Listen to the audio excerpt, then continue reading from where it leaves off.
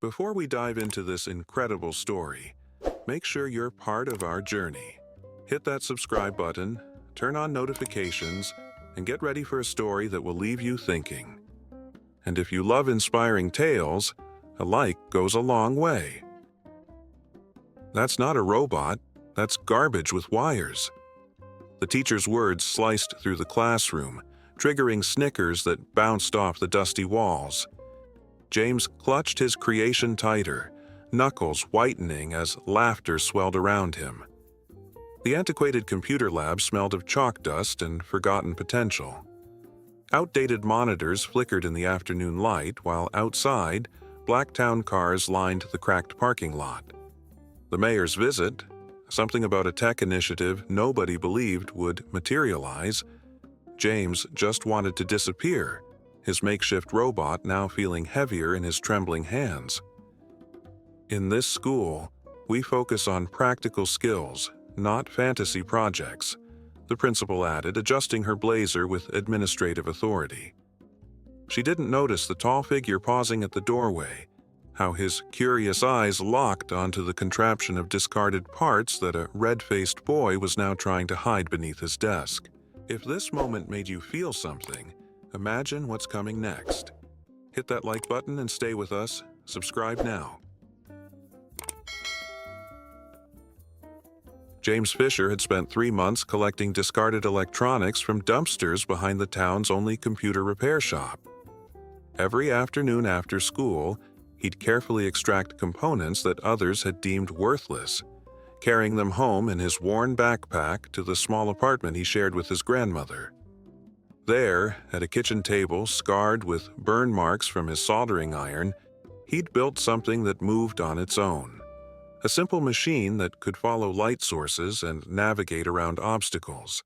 It's just basic photosensitivity and proximity detection, he'd practiced explaining, though no one had ever asked.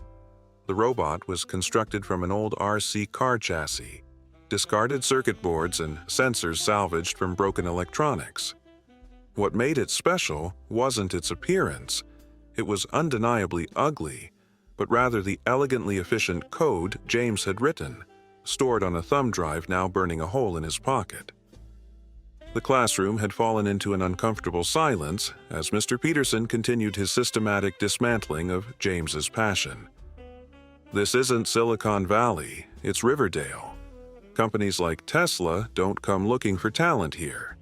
His words landed like blows. They want kids from fancy prep schools with proper resources, not, he gestured dismissively, junk collectors. Other students shifted uncomfortably in their seats.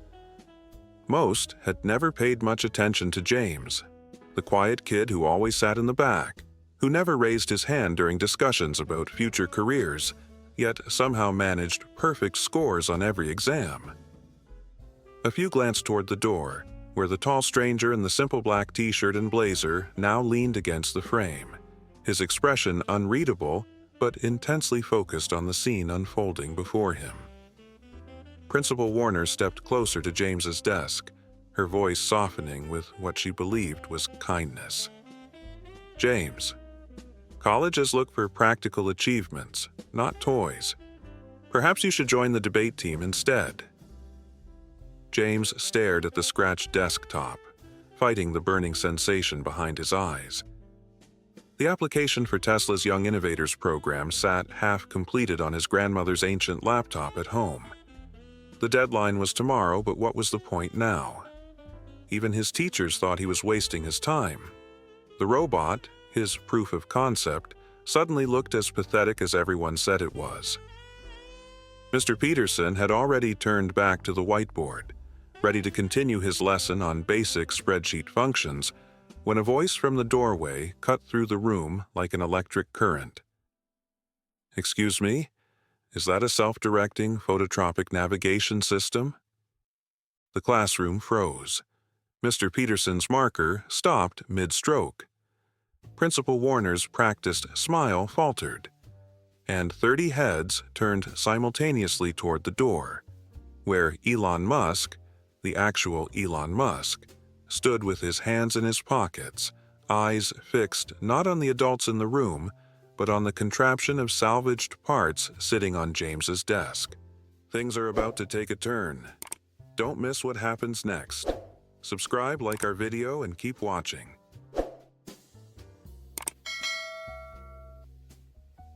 The principal recovered first, her professional mask sliding back into place.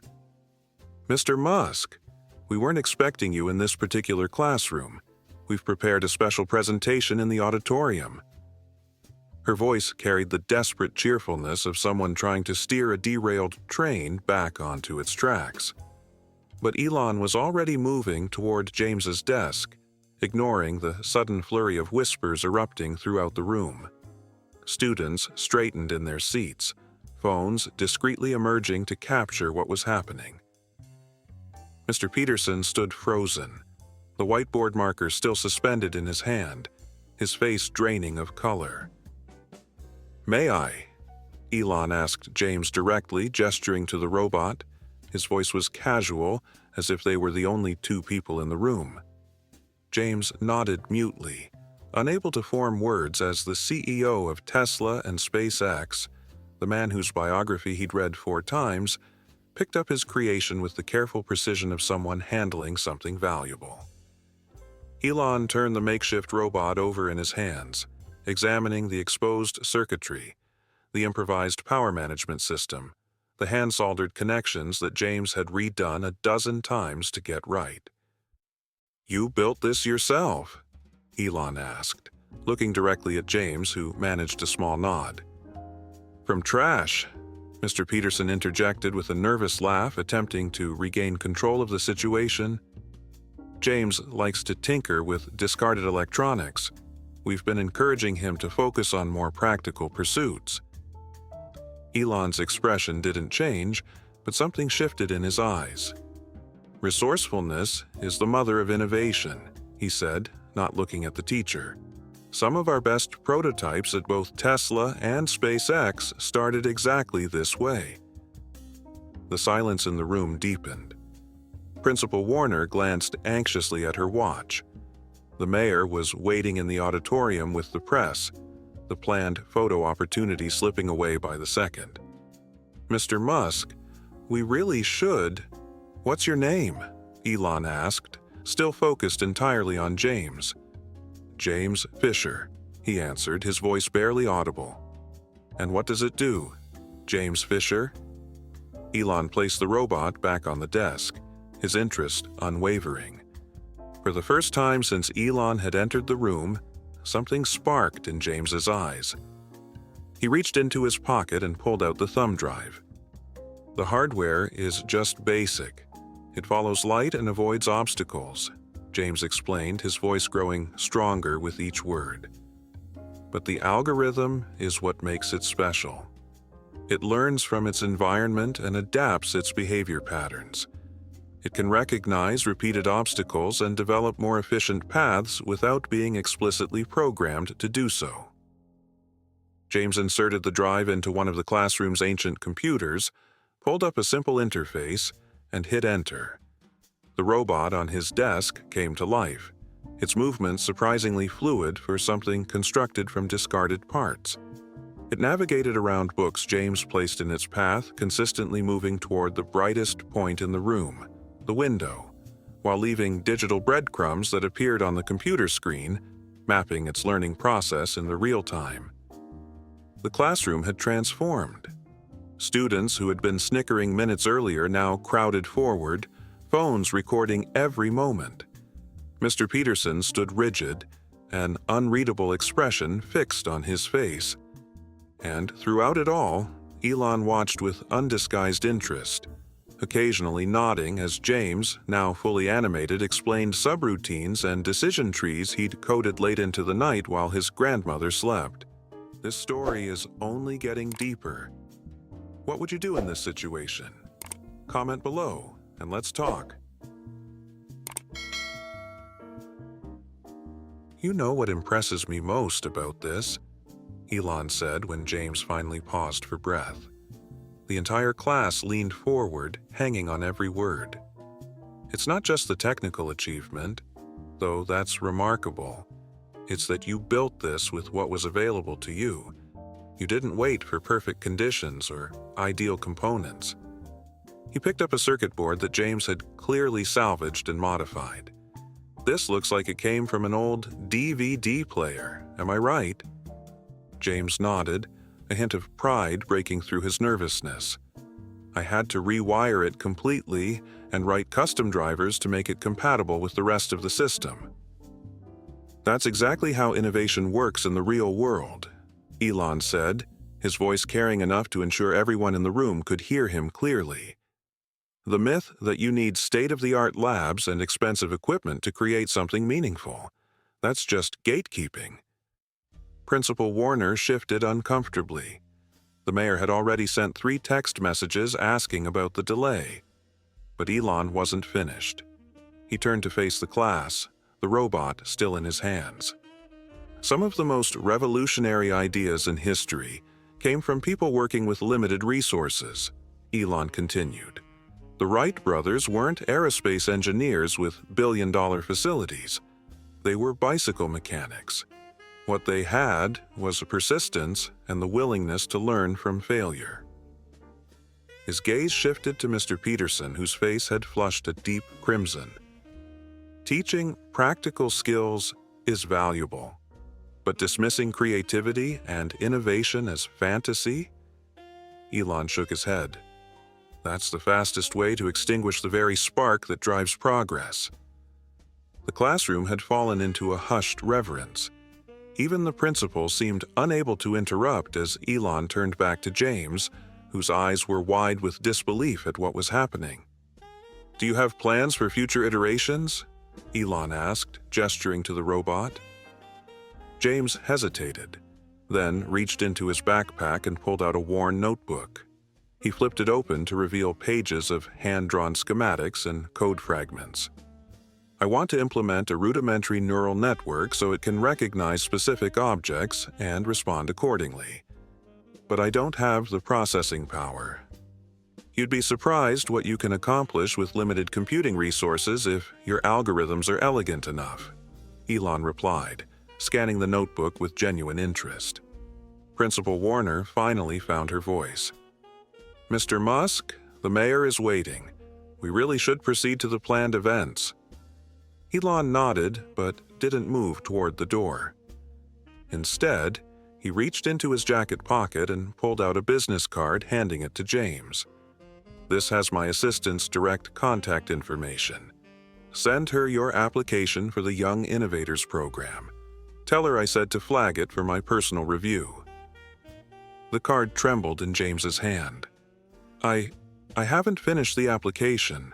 It's due tomorrow and I was going to— Send what you have, Elon interrupted gently, and include the code for this project. That's what I want to see. He glanced around the suddenly silent classroom. Sometimes the most brilliant minds don't fit neatly into application forms. They're too busy building the future to bother telling people about it. With that, he turned and nodded to the principal, ready to follow her to the official event. But before leaving, he paused at the door and looked back at James, who sat stunned, the business card still clutched in his hand. Oh, and James, bring your robot to the interview. I think our engineering team would be very interested in your approach to resource-constrained problem-solving. It's not over yet. The best part is coming. Make sure you're subscribed so you don't miss it.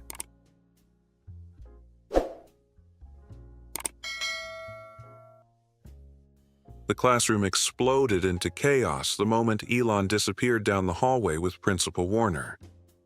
Students who had never spoken to James crowded around his desk, phones recording his robot in action, questions firing from all directions.